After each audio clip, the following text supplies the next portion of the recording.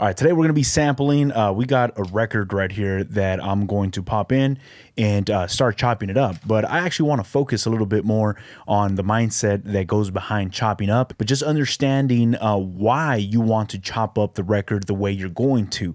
I think it's very frustrating when you have an idea and you cannot execute it because you don't know what this button does, and it would be a little frustrating. So I want to go ahead and break it down, have a good time. Let's sample some records. I actually have some drums right here on the grid already, and honestly, I have no idea what we're going to come up with. I'm not even sure how we're going to chop this up. I just know I heard this first song right here, and there's a lot to play with. So let's take a listen and chop this up.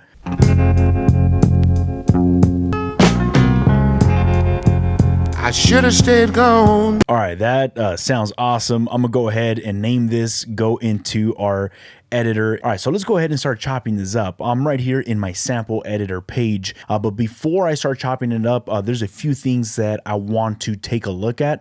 First of all, the volume, the level, I think is a little low. I probably could have recorded it a bit hotter, but if that's the case with you, if you recorded something and it's not too loud. So in order to amplify the level of this audio file without having to resample it, I go to process right here, and within process you get a lot of different functions right here. You scroll through and you're going to see, not normalize, but you will see gain changes. I'm able to just add an extra 5 dB or 6. Let's go to 8 dB of volume to this. Hit do it. There you go. That's a lot healthier wave file versus what I had. Let's go ahead and listen to this. Nice. Okay, this sounds awesome. I'm already listening to some problems I might encounter. I like to analyze what I'm sampling and what I'm working with. Look, like right now on the grid, I have a sequence at 86 beats per minute. Listen to the drums that I have.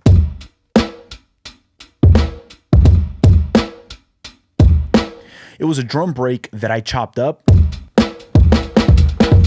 and I actually sequenced that. But notice that I have my own hi-hats, I have my own kicks, my own snares, and then if we listen to this sample that we're going to be working with, there's also some drums in the background.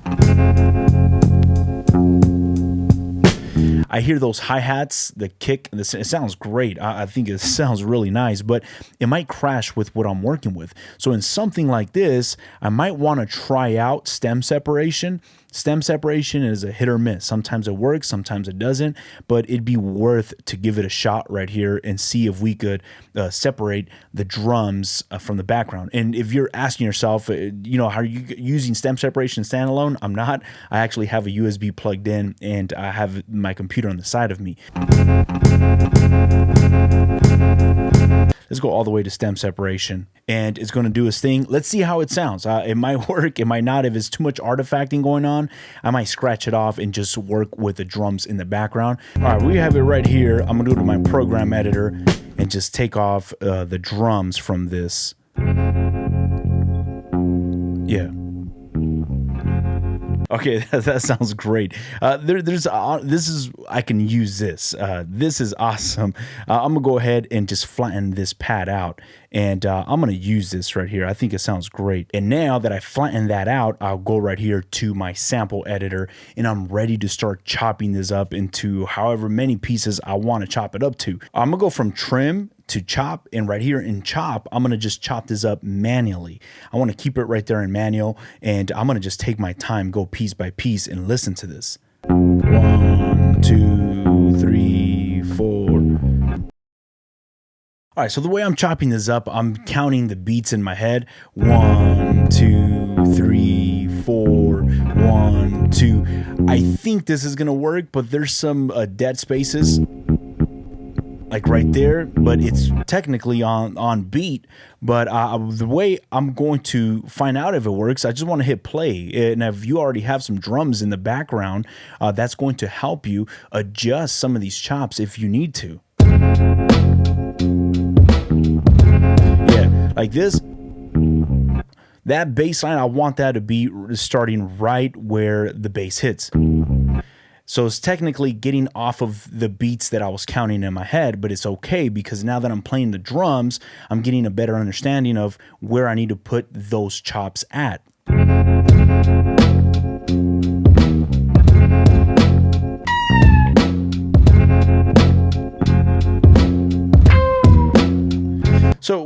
I like to do with when I'm in my sample editor page, like there's sometimes where I have a drum break playing in the background, or I'll have some drums in the background. They don't have to be the most impressive drums, as long as there's some type of groove that I can reference. So when I'm chopping up whichever record that I'm chopping up, if I'm a little doubtful of how I'm doing my slices, I can always just hit play on my sequence and I hear those drums. I start to rehearse something. And right now I notice I needed to adjust some of these start points to a better position.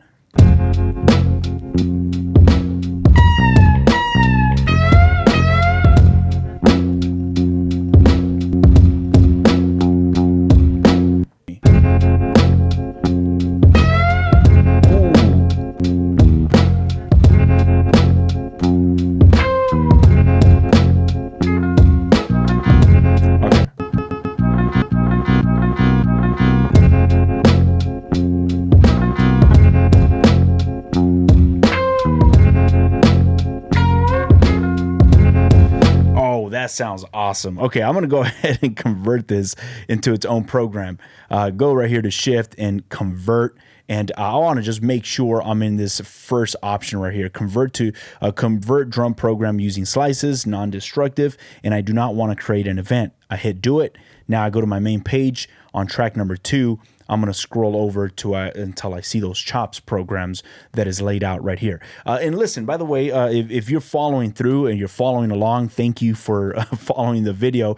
And if you're very confused, because I understand that the MPC workflow could be extremely confusing, check out my MPC course that I go over all of this in detail. I know YouTube videos, I kind of run through things and I summarize what I'm doing, but with my course, I go step by step. I take my time with you, and there's not that many people in the course, so I'm able to just go on a one-on-one call with you if you need any help. Now, I do have the MPC 1 Plus in the course right now, but the MPC Live Mark II will be released in the next few days. So depending on when you're watching this video, check out the link down in the description.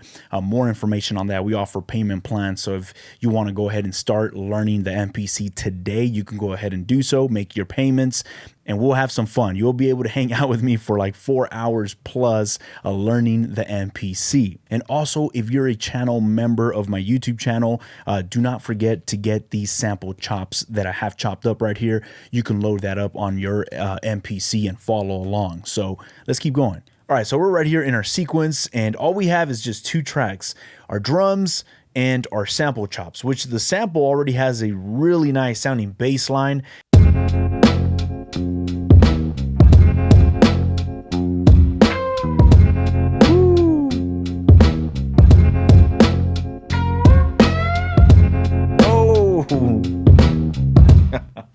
All right, so that's awesome. Now, and notice that I'm having fun. I'm triggering different pads. I'm going left, right, up, down. I'm just experimenting. I have no idea what I'm doing. I'm just trying different pads. The reason why I'm able to experiment so freely is because when we were in the sample edit page and I was playing back the drums and making sure I knew where my start point of each slice was going to land, that's where I make the choices of how I'm going to resequence. Now, do not get confused. I don't have nothing pre-planned. I just know that the sample sounds awesome. It sounds great.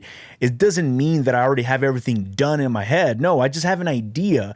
But when I have the chops chopped up the right way, because I got rid of those drums, I was able to move my chops freely wherever I wanted to move them.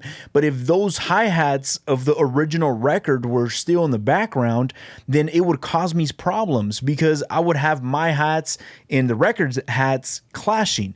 So thankfully, we have tools like stem separation. It doesn't work all the time. Luckily, in this record right here, it worked amazing. I'm able to play with this.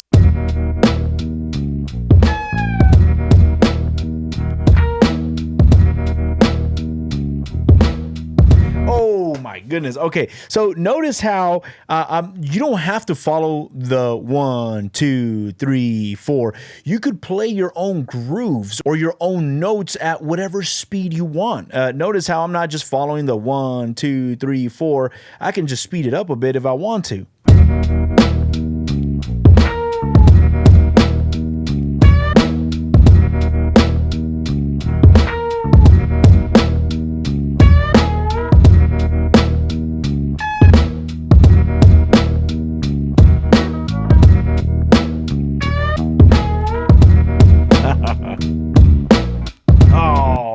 So this is the fun part about chopping it up into a bunch of pieces, that when you have everything chopped up just the way I have it right here, I'm able to pitch it down or pitch it up. And this is pretty much your instrument now, that you have control over what you want to do, especially because we curated the sample, we took off drums, we're trying to perfect it to the point where this thing is under my control, and I'm not having to follow this because there's drums in the background, or because the way it's chopped up, or because I'm just doing a loop. No, I'm just chopping it up into a bunch of pieces, taking off whatever I could take off, doing my best to make it my own and re-chop it or re-sequence it. Now, this might sound crazy to some of you guys. If you're just getting started and you're like, man, this is kind of confusing. I get it. Do not worry about it. Just have fun. Make it simple for yourself at first. Do not overcomplicate it. If some of the stuff that I'm mentioning in this video is a bit overly complicated, push that to the side and just stick to the things that are clicking with you. Because the main idea after everything, that if you're watching my videos because you're trying to get inspired or picking up a thing or two, if you're just getting started, repeat the things that you're good at. Even though they're the simple little methods, repetition, repeat it until you feel comfortable, until you feel like, all right, I got this simple method down. Now start implementing your own touch to it, or start adding some more to what you already know. So at this point, that's why I say I just have fun. Let's go ahead and sequence this right here on the grid.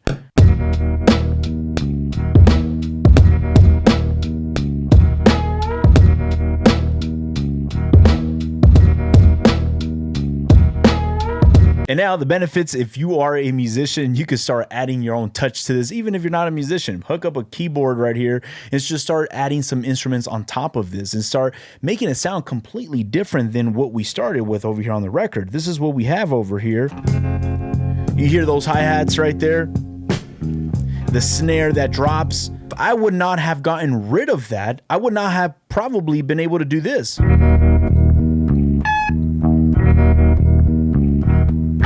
Notice how I'm just clicking pads and I'm just running through the pads at my own tempo because there's no hi-hats that are going to be clashing with what I have going on. So if you're able to strip away those drums, do it. If it does not degrade the quality as much, go ahead and do it and chop it up the way you saw me chopping this up, or to your own method, and just have fun. Reflip it, switch it up, add your own touch to it, whatever feels right to you. My main point that I'm trying to get across by the end of this video is, do not forget why you're doing this. You're doing this because you're having fun. You should not be stressed out. And look, I've been stressed out. I've been learning different samplers, and when I get stressed out, I just turn that damn thing off and walk away from it. And then I come back the next day and I'm like, yo, all right, cool. I just feel a lot better today, or my mind is just in a different mindset. Now, if you're new to this channel, well, welcome and thank you for tuning in. But I have so much fun when I do this, and I try my best to